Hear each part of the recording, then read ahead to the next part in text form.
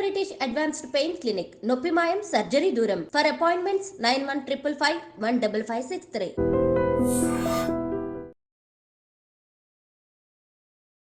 నమస్కారం, welcome to I dream. ధర్మ మార్గం విత్ విజిత కార్యక్రమానికి స్వాగతం. అయితే మన సనాతన ధర్మం గురించి నిజంగా మనం అందరము ఇప్పుడు ఏం వింటున్నాం, ఏం మాట్లాడుతున్నాం, ఎవరికి తోచినట్టు వాళ్ళు సనాతన ధర్మం గురించి మాట్లాడుతున్నారు. అసలు మనం వింటున్నదంతా, వాళ్ళు చెబుతున్నదంతా నిజమేనా?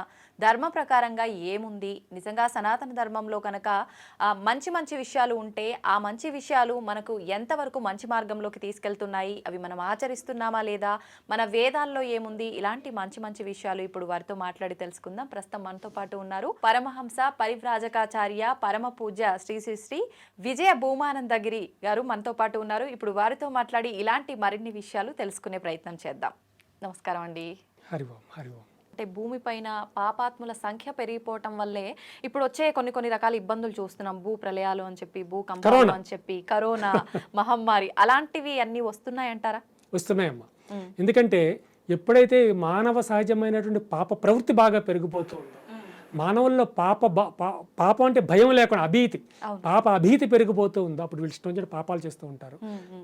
అప్పుడు ఉదాహరణకి మన పచ్చని చెట్టు చూస్తే కాల్చేసేయడం, అక్కడ ఏదో ఒక ఫ్యాక్టరీ పెట్టేసుకోవడం, ఇట్లా ప్రపంచం మొత్తం మీద అన్ని దేశాల్లోనూ జరుగుతుంది. ఇట్లా తన స్వంత ప్రకృతిని తనే ధ్వంసం చేస్తున్నారు. అంటే ఒక చెట్టు మొదలుని గొడ్డలతో నడుగుతున్నాను అంటే తను గమనించడు, ఆ గొడ్డలి ఎక్కడైతే వేటు పడుతుందో అక్కడే తన ప్రాణవాయువు అన్న విషయం వాడు గమనించాడు. అట్లా తనను తానే సర్వనాశం చేసుకునే స్థితికి ఈ యొక్క మానవుడు వెళ్ళిపోతున్నాడు. అటువంటి స్థితి జరుగుతోంది. చూద్దాం భగవంతుడు. ముగింపు అంటే కలియుగ అంతమేనా? ఇంకా కలియుగ అంతము అంటే ఇప్పుడు చాలా మంది చాలా సంవత్సరాల క్రితం 2012లో పెద్ద హాలీవుడ్ మూవీ కూడా వచ్చింది. 2012లో 2వ నెలలోనో ప్రపంచం అంతమైపోతుంది అది ఇది అని. ఆ తర్వాత కూడా చాలా చాలా వచ్చే కాన్సెప్ట్స్. కానీ ఈ ప్రపంచం ఇంకా అంతం కావాలి అంటే 5000 సంవత్సరాల సమయం ఉందమ్మా. 5000 సంవత్సరాల తర్వాత కానీ ఇది అంతం కాదు. 5000 సంవత్సరాల తర్వాత కూడా కాదు, 5000 సంవత్సరాల తర్వాత ఒక డేట్ నిర్ణయించబడుతుంది భగవంతుడి చేతుల మీదుగా. ఈ లోపు ఎవడు మీ దగ్గరికి వచ్చినా, ఎవడు ప్రపంచం నాశనం అవుతుందని చెప్పినా మీరు నమ్మవద్దు. ఈ సోకాళ్ళ జ్యోతిష్యులు ఏదో ఇప్పుడు ప్రపంచం అంతమవుతుంది, ఎందుకు ఈ వచ్చే ఎలక్షన్స్లో కేసీఆర్ గారే గెలుస్తారని ఎంత దుర్మార్గంగా పోయిన ఎలక్షన్స్లో వీళ్ళందరూ ఎంత దుర్మార్గంగా చెప్పారో మనకు తెలిసిన విషయమే. వీళ్ళు ఏం చేస్తారంటే ప్రజల నాడు కోసం చూస్తారు. ప్రజలు ఏమనుకుంటున్నారు, ఎవరికి ఓటేద్దాం అనుకుంటారు అన్న విషయాన్ని వీళ్ళు విని ఆ విధానంగా వీళ్ళు జ్యోతిష్యం చెప్తారమ్మా. అంతే తప్ప వీళ్ళ సొంతమేమీ కాదు. అంటే నలుగురి అభిప్రాయాలు తీసుకొని అందరూ ఎవరు చూసినా కేసీఆర్ అంటున్నారే, వాడే గెలవచ్చని, కేసీఆర్ గెలవబోతున్నాడని చెప్తారు వీళ్ళందరూ.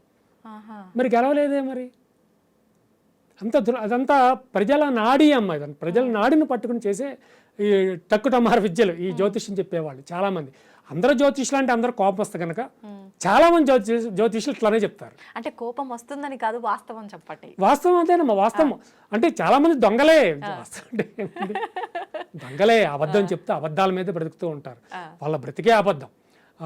ఏదో చెప్తారు. ఇప్పుడు అప్పుడు మంచి క్లాస్గా తయారయ్యి మంచి విలువైనటువంటి బట్టలు వేసుకొచ్చిన వాళ్ళని అనుకోండి, ఏదో వీడేదో ధ్యానంలోకి వెళ్ళినట్టు, లేకపోతే జాతకం చూసి అబ్బో మీకు బ్రహ్మాండంగా ఉందమ్మా, మీరు మహా కోటీశ్వరులు, మీ పిల్లలందరూ అమెరికాయో రష్యాయో జపాన్ ఎటో వెళ్ళిపోయి చదువుతారు అది ఇది అంటే ఆవిడ ఇంకా ఆనందం అనిపిస్తుంది సహజంగానే. అట్లా వీళ్ళు వాటిని తీసుకుంటారు. అయితే భవిష్యత్తు గురించి చెప్పగలిగిన వాళ్ళు ఉన్నారమ్మా భారతదేశం. భవిష్యత్తు గురించి చెప్పగలిగిన వాళ్ళు ఉన్నారు. మీకు స్టీవ్ జాబ్స్ అంటే మీకు తెలుసా? పోనీ యాపిల్ విన్నారా? Apple company, Apple phones, Apple cell phones, Apple iPhones, Apple laptops, ఆ కంపెనీ పెట్టిన వ్యక్తి పేరే స్టీవ్ జాబ్స్. అతను మన భారతదేశంలో, హీజ్ అన్ అమెరికన్, మన భారతదేశంలో తనకి 22వ సంవత్సరం వయసు ఉన్నప్పుడు 2 సంవత్సరాలు కాశీలో ఉన్నాడు. 2 years ఉన్నాడు. ఆ తర్వాత అతను అమెరికా వెళ్ళిపోయాడు. ఆ తర్వాత కొద్ది కాలానికి యాపిల్ అనే కంపెనీ పెట్టాడు. స్టీవ్ జాబ్స్ పేరు మంచి స్థాయికి వెళ్ళింది. మంచి తర్వాత తనకు ఒకసారి క్యాన్సర్ వచ్చింది.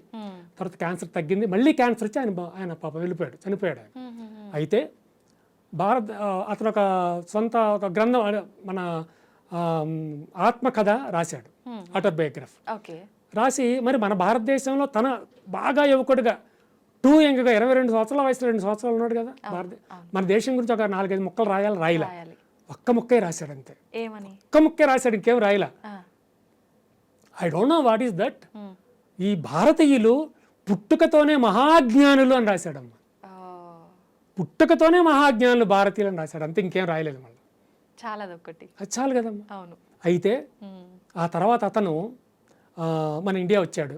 కారులో వస్తున్నప్పుడు ఆ కాశీ పరిసర ప్రాంతం, కాశీ లోపలికి రాలేదు ఇంకా, ఈయనకి అక్కడ స్వామీజీలు అన్నీ అలవాడితే వాళ్ళకి ప్రసాదాలు తిని బతికాడు అతను, ప్రసాదాలు తిని బతికాడు. ఓకే. కనుక ఈ స్వామీజీలన్నా మాలాంటి సన్యాసులను ఆయనకి గౌరవం. ఆయనకి ఎదురుగా ఒక స్వామీజీ వస్తున్నాడు. నేను వెంటనే కారాపించి గబగబా వెళ్ళి నమస్కారం స్వామీజీ అని, కొంచెం హిందీ కొంచెం వచ్చు, నమస్కారం స్వామీజీ అని, అతను కళ్యాణం వస్తా అంటే నీకు శుభం కలుగును గాక అని తను ఆశీర్వదించాడు. కానీ స్టీవ్ జాబ్కి అరే ఏమైనా ప్రసాదం ఉంటే బాగుండేది, కారులోకి వచ్చాడు. కారులో ఒక చిన్న యాపిల్ దొరికింది, యాపిల్. అది 2 చేతులతో తీసుకొచ్చి గౌరవంగా ఆ సాధు సన్యాసికి ఇచ్చాడు. అతను ఆ యాపిల్ తీసుకుని నమస్కారం చేసి కొంచెం కొరికి ప్రసాదంగా ఆయనకి ఇచ్చేశాడు. ఏదైతే ఒక యాపిల్ని కొరికి ప్రసాదంగా స్టీవ్ జాబ్స్కి ఇచ్చాడో అదే యాపిల్ కంపెనీ ఆమలం అయిపోయింది. ఈ రహస్యం చాలా మందికి తెలియదు. యాపిల్ కంపెనీ ఆమలంగా పెట్టాడు, బాగానే ఉంది, సగం ఎందుకు కొరకబడిందని అనుమానం, కానీ ఈ విషయం తెలియదు చాలా మందికి. ఒక భారతీయ సన్యాసి కొరికి ప్రసాదంగా తిరిగి ఇవ్వడం వల్ల ఇక ఇదే అప్పుడే అతను ఆలోచన ఉంది, నేను కంపెనీ పెట్టాలి అని. యాపిల్ అనే కంపెనీ పేరుంది కానీ ఎలా పెట్టాలన్నది లేదు, ఆ ఆమలం ఎట్లా తయారు చేయాలి. ఇప్పుడు మన భారతీయ సాధువు ఇచ్చినటువంటి ఆలోచన, కొరికి పెట్టవయ్యా, కొరికినట్టుగా పెట్టవయ్యా. ఈ రహస్యం చాలా మందికి తెలియదు. అదమ్మా ఈ యొక్క భారతీయ వ్యవస్థ గురించి, ఈ భారతీయ సనాతన ధర్మం గురించి తెలియక ఎవరో ఏదో ఆశ పెట్టారని పరాయ ధర్మానికి వెళ్ళిపోవడం, ఎవరినో నిజమైన దేవుడని భావించడం. అసలు సత్యవంతమైన దేవుడు ఇక్కడ ఉన్నాడు వదిలిపెట్టేసి ఇంకా ఎవరినో సత్యవంతమైన దేవుడని వెళ్ళిపోవడం, ఈ యొక్క పవిత్రమైనటువంటి సనాతన ధర్మాన్ని వదిలిపెట్టుకోవడం, అంతా అదొక వ్యవస్థగా, అదొక దుర్మార్గంగా అలా జరిగిపోతుంది. అయితే ఇప్పుడు వేదాలు అంటుంటాం, శాస్త్రాలు అంటుంటాం, పురాణాలు అంటుంటాం, ఇవన్నీ సనాతన ధర్మంలోనే ఒక భాగాల, లేదంటే వేదం వేరు సనాతన ధర్మం వేరు? అసలు వేదం అంటే ఏంటండి? సనాతన ధర్మం ఉద్భవించింది వేదంలో నుంచి అమ్మ. వేదంలోంచే సనాతన ధర్మం. ఈ వేదం అన్నది భగవంతుడి కన్నా ముందే ఉద్భవించింది. కనుకనే సనాతన ధర్మము వేదము తర్వాత ఉద్భవించినవాడు భగవంతుడిని చెప్పాలి మనం. వేదంలో ఒక్క భగవంతుడి గురించే చెప్పడం జరిగింది, అతడే దేవేంద్రుడి గురించి చెప్పారు. వేదాల్లో దేవేంద్రుడు అనే పదమే ఎక్కువసార్లు కనిపిస్తూ ఉంటుంది. సో అది మన ఈ విశ్వం పుట్టక ముందు నుంచే ఉన్నవి అవన్నీ. ఆ యొక్క విధానంలో హైందవ ధర్మం వేరు కాదు, అందులో నుంచే ఉద్భవించింది. ఇప్పుడు మీ తండ్రి గారు వేరు మీరు వేరు అంటే మనం అంగీకరించగలిగి, మా తల్లి తండ్రి నేను ఒకటే అంతే. ఈ యొక్క సనాతన ధర్మము, హైందవ ధర్మము, వేదము, సనాతనము ఇవన్నీ ఒకటే, ఒకే వ్యవస్థ, ఒకే వ్యవస్థ, ఒక దాంట్లో నుంచి ఒకటి ఉద్భవించాయి. ఈ సనాతన ధర్మం ఒక్క విషయం చెప్పాలి అంటే, దీనికి మించినది విశ్వంలో మరొకటి లేదు. సనాతనము అంటే అత్యంత పురాతనమైనది, కానీ దీనికన్నా పెద్ద మతాలు 2 ఉన్నాయి ఆల్రెడీ. ఇప్పుడు ఉదాహరణకి క్రైస్తవ మతం తీసుకోండి, ప్రపంచంలో కల్లా పెద్ద మతం, అందులో అనుమానం లేదు. పెద్ద మతం అదే, అంటే ఎక్కువ అంతే, పాపులేషన్ ఎక్కువగా ఉన్నది క్రైస్తవ మతంలో. ఆ తర్వాత పెద్ద మతం ఏది ఉన్నది అంటే ఇస్లామిక్ మతం, అది సుమారు 50 నుంచి 60 దేశాల్లో ఉంది. ఇక ఈ క్రైస్తవ మతం అనేది సుమారు 100-125 దేశాల్లో ఉన్నది. ఈ హైందవ ధర్మం ఎన్ని దేశాల్లో ఉంది? ఇప్పుడైతే 3-4 దేశాల్లో కన్నా ఎక్కువ కనిపించడం లేదు. కానీ ఇప్పుడు ఆఫ్రికా ఖండంలో చాలా ఉత్తమమైన స్థితిలో ఇప్పుడు ఈ హైందవ ధర్మం వెళ్తుంది.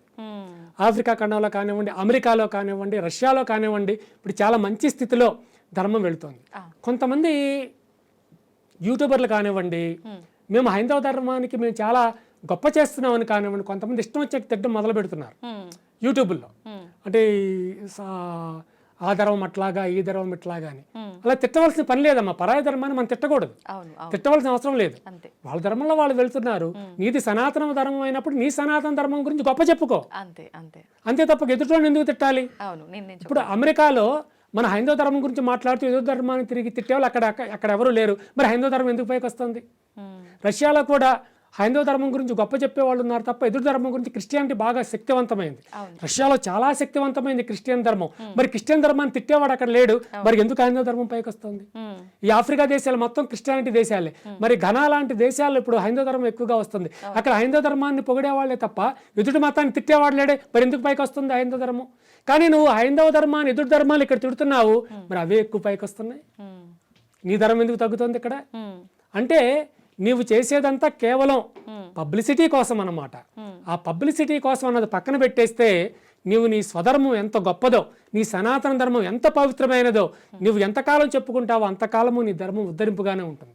నీ ధర్మం ఎప్పుడు పడిపోదు, అది శాశ్వతమైనది. ఎప్పటికైనా ఈ ప్రపంచానికి ఆవశ్యకమైనది హైందవ ధర్మమే, హైందవ సనాతన ధర్మమే. నిజంగా మన సనాతన ధర్మం చాలా గొప్పది, వేదాలు చాలా గొప్పవి. అంటే సనాతన ధర్మం కన్నా ముందు నుంచి ఉన్నాయే వేదాలు, వేదాల నుంచే సనాతన ధర్మం వచ్చింది. ఓకే, నిజంగా ఈ విషయం చాలా మందికి. ఇంకొక విషయం, వేదాల గురించి మీరు అన్నారు కనుక, అవును, వేదాలలో ఒక చిన్న విషయం దగ్గర నుంచి అతి ఉత్తమమైన విషయం కూడా చెప్పబడింది. ఉదాహరణకి మీరు పళ్ళు ఎలా తోముకోవాలి, ఏ వైపు ముఖం పెట్టి తోమాలన్నది కూడా వేదంలో ఉంది. అలాగే ఆ గోవుకి పాలు ఎలా పిండాలి, గోవు ముఖాన్ని ఏ వైపు పెట్టి పాలు పిండాలన్న చిన్న విషయం గురించి కూడా వేదంలో ఉంది. అంటే మన నిత్య జీవితంలో ఏ రకంగా ఉండాలి, లేచిన దగ్గర నుంచి పడుకునే వరకు ప్రతి క్లియర్గా వేదం వల్ల it's clear. Okay, it's clear in Vedas. చాలా క్లియర్ గా ఉంది వేదం. గురువు నువ్వు ఎలా గౌరవించాలి, నీ తల్లిదండ్రులు ఎట్లా గౌరవించాలి, భగవంతుడికి ఎట్లా గౌరవం చేయాలి, అవన్నీ చాలా క్లియర్ గా ఉందమ్మా. మనం ఎవరి దగ్గర నుంచో నేర్చుకోవాల్సిన అవసరం లేదు, మన వేదంలోనే ఉంది. అయితే అవన్నీ ఆ వేదాలను అందరూ చదివే అవకాశం ఉండదు. కనుకనే భగవానుడు ఈ యొక్క భగవద్గీతను ప్రపంచానికి ఇచ్చేసాడు. ఓ, గీత చదివితే మనకు వేదాలు చదివినట్లే. వేదాలలో ఉన్నటువంటి మెయిన్ కాంటెంట్ అంతా భగవద్గీతలో ఉంది.